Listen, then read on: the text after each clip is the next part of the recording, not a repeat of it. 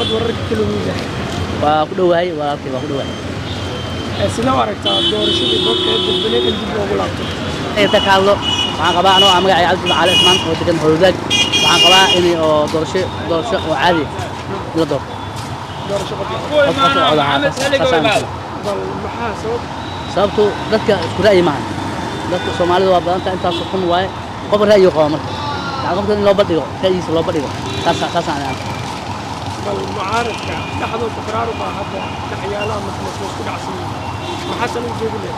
kala waxa u jeedinay dad walaalo waay waxa la ismoortooy waxa la xasaleen ali ismoortooy xasaleen in dad walaalo waay Soomaali waay in maanta walaashadaan oo wixii oo qaldan la saxo wixii fiican la aado taas soo jeedinay Saciidani wadanka dib u dhigoya sawarta Saciidani waa nin Soomaaliya oo madaxweynaha in maanta oo wixii qaldana in la saxo wixii saxana waa sax waay